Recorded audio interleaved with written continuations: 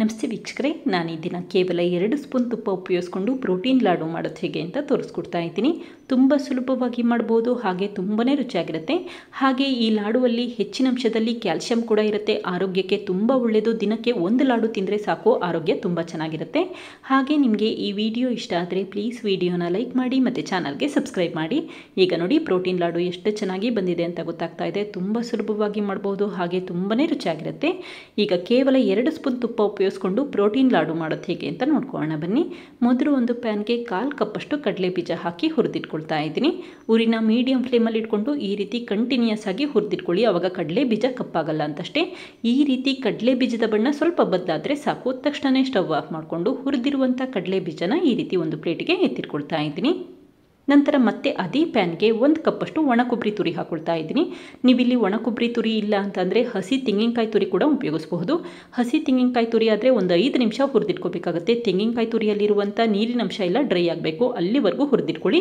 ಒಣ ತೆಂಗಿನಕಾಯಿ ತುರಿ ಆದರೆ ಈ ರೀತಿ 1-2 ನಿಮಿಷ ಹುರಿದಿಟ್ಕೊಂಡ್ರೆ ಸಾಕು. ಒಣ ಕೊಬ್ಬರಿ ಸ್ವಲ್ಪ ಬಣ್ಣ ಬದಲಾಗಬೇಕು, ಅಲ್ಲಿವರೆಗೂ ಹುರಿದಿಟ್ಕೊಳ್ಳಿ. ಈಗ ಹುರಿದಿರುವಂಥ ಒಣ ಕೊಬ್ಬರಿನ ಈ ರೀತಿ ಒಂದು ಪ್ಲೇಟ್ಗೆ ಎತ್ತಿಟ್ಕೊಳ್ತಾ ಇದ್ದೀನಿ. ತುಂಬ ಕಪ್ಪಾಗಲಿಕ್ಕೆ ಬಿಡಬೇಡಿ, ಈ ರೀತಿ ಸ್ವಲ್ಪ ಬಣ್ಣ ಬದಲಾದರೆ ಸಾಕಾಗುತ್ತೆ. ನಂತರ ಮತ್ತೆ ಅದೇ ಪ್ಯಾನ್ಗೆ 1/2 ಟೇಬಲ್ ಸ್ಪೂನಷ್ಟು ತುಪ್ಪ ಹಾಕ್ಕೊಳ್ತಾ ಇದ್ದೀನಿ. ಕೇವಲ 1/2 ಟೇಬಲ್ ಸ್ಪೂನಷ್ಟೇ ತುಪ್ಪ ಉಪಯೋಗಿಸ್ಕೊಳ್ಳಿ. ನಂತರ ಒಂದು 10 ಬಾದಾಮಿ ಹಾಕಿದರೆ ಒಂದು 15 ಗೋಡಂಬಿ ಹಾಕ್ಕೊಳ್ತಾ ಇದ್ದೀನಿ. ನೀವಿಲ್ಲಿ ಬಾದಾಮಿ ಮತ್ತು ಗೋಡಂಬಿ ಪ್ರಮಾಣ ಜಾಸ್ತಿ ಕೂಡ ಮಾಡ್ಕೋಬಹುದು ಅಥವಾ ಕಡಿಮೆ ಕೂಡ ಮಾಡ್ಕೋಬಹುದು. ಈಗ ಮತ್ತೆ ಹುರಿದಿಟ್ಕೊಳ್ತಾ ಇದ್ದೀನಿ. ಊರಿನ ಮೀಡಿಯಂ ಫ್ಲೇಮಲ್ಲಿ ಇಟ್ಕೊಂಡು ಈ ರೀತಿ ಸ್ವಲ್ಪ ಬಣ್ಣ ಬದಲಾಗಬೇಕು, ಅಲ್ಲಿವರೆಗೂ ಹುರಿದಿಟ್ಕೊಳ್ಳಿ. ಈಗ ನೋಡಿ ಬಾದಾಮಿ ಮತ್ತು ಗೋಡಂಬಿ ಬಣ್ಣ ಸ್ವಲ್ಪ ಬದಲಾಗಿದೆ. ತಕ್ಷಣವೇ ಸ್ಟವ್ ಆಫ್ ಮಾಡಿಕೊಂಡು ಹುರಿದಿರುವಂಥ ಬಾದಾಮಿ ಮತ್ತು ಗೋಡಂಬಿನ ಮತ್ತೊಂದು ಬಟ್ಲಿಗೆ ಎತ್ತಿಟ್ಕೊಳ್ತಾ ಇದ್ದೀನಿ. ಈ ರೀತಿ ಗೋಡಂಬಿ ಮತ್ತು ಬಾದಾಮಿ ಹಾಕೋದ್ರಿಂದ ಈ ಲಾಡು ತುಂಬಾ ರುಚಿಯಾಗಿರುತ್ತೆ. ನಿಮಗೆ ಎಷ್ಟು ಪ್ರಮಾಣದಲ್ಲಿ ಬೇಕೋ ಅಷ್ಟು ಪ್ರಮಾಣದಲ್ಲಿ ಉಪಯೋಗಿಸಬಹುದು. ನಂತರ ಮತ್ತೆ ಅದೇ ಪ್ಯಾನ್ಗೆ 1 ಟೇಬಲ್ ಸ್ಪೂನಷ್ಟು ತುಪ್ಪ ಹಾಕ್ಕೊಳ್ತಾ ಇದ್ದೀನಿ. ತುಪ್ಪ ಕರಗಿದ ನಂತರ 2 ಕಪ್ಪಷ್ಟು ಮಖಾನ ಹಾಕ್ಕೊಳ್ತಾ ಇದ್ದೀನಿ. ಮಖಾನ ಅಂತ ಅಂದರೆ ಇನ್ನೇನು ಅಲ್ಲ, ತಾವರೆ ಬೀಜ ಅಂತಷ್ಟೇ. ಹಿಂದಿಯಲ್ಲಿ ಮಖಾನ ಅಂತ ಕರೀತಾರೆ.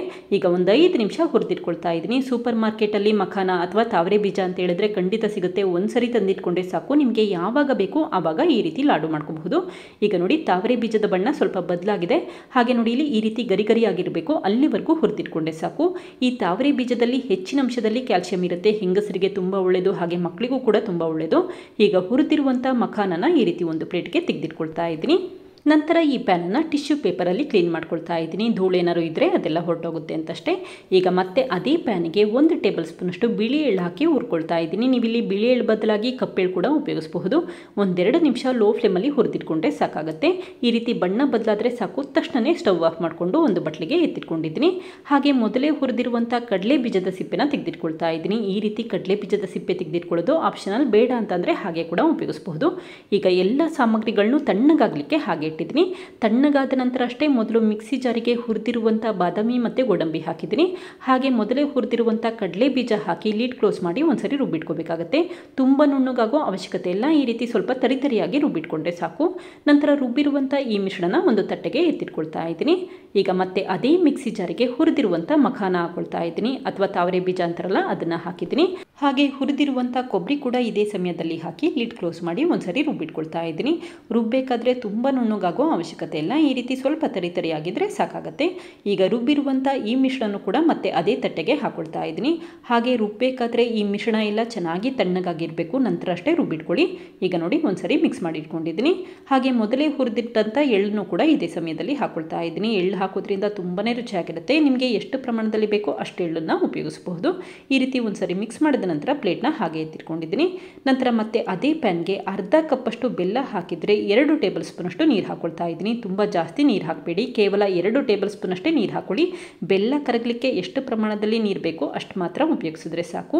ಬೆಲ್ಲ ಕರಗಿದ್ರೆ ಸಾಕು, ತಕ್ಷಣವೇ ಸ್ಟವ್ ಆಫ್ ಮಾಡ್ಕೊಳ್ಳಿ. ಹಾಗೆ ತುಂಬ ಪ್ರಮಾಣದಲ್ಲಿ ಬೆಲ್ಲ ಉಪಯೋಗಿಸೋ ಅವಶ್ಯಕತೆ ಇಲ್ಲ. ಕೇವಲ 1/2 ಕಪ್ಪಷ್ಟು ಬೆಲ್ಲ ಉಪಯೋಗಿಸಿದ್ರೆ ಸಾಕು. ಈಗ ಬೆಲ್ಲ ಕರಗಿದೆ, ತಕ್ಷಣವೇ ಸ್ಟವ್ ಆಫ್ ಮಾಡಿಕೊಂಡು ಈ ರೀತಿ ಬಿಸಿ ಇರಬೇಕಾದ್ರೆ ಶೋಧಿಸ್ಕೊಳ್ತಾ ಇದ್ದೀನಿ.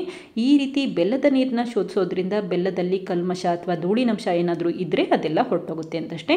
ಈಗ ನೋಡಿ ನೀಟಾಗಿ ಶೋಧಿಸಿಟ್ಕೊಂಡಿದ್ದೀನಿ. ನಂತರ ಒಂದ್ಸರಿ ಮಿಕ್ಸ್ ಮಾಡ್ಕೋಬೇಕಾಗುತ್ತೆ. ಬಿಸಿ ಇರಬೇಕಾದ್ರೇ ಈ ರೀತಿ ಬೇಗ ಮಿಕ್ಸ್ ಮಾಡ್ಕೊಳ್ಳಿ. ಈಗ ನೋಡಿ ಚೆನ್ನಾಗಿ ಮಿಕ್ಸ್ ಮಾಡ್ಕೊಳ್ತಾ ಇದ್ದೀನಿ. ಈ ರೀತಿ ಬೇಗ ಬೇಗ ಮಿಕ್ಸ್ ಮಾಡೋದ್ರಿಂದ ಏನಾಗುತ್ತೆ ಅಂತ ಅಂದರೆ ಬೆಲ್ಲ ಎಲ್ಲ ಕಡೆ ಹರಡ್ಕೊಳ್ಳುತ್ತೆ. ಇಲ್ಲ ಅಂತ ಅಂದರೆ ಬೆಲ್ಲ ತಣ್ಣಗಾಗ್ಬಿಟ್ರೆ ಗಟ್ಟಿ ಆಗೋ ಚಾನ್ಸಸ್ ಇರುತ್ತೆ. ಅದಕ್ಕೋಸ್ಕರ ಅಷ್ಟೇ ಬಿಸಿ ಇರಬೇಕಾದ್ರೇ ಈ ರೀತಿ ಚೆನ್ನಾಗಿ ಮಿಕ್ಸ್ ಮಾಡ್ಕೊಳ್ಳಿ.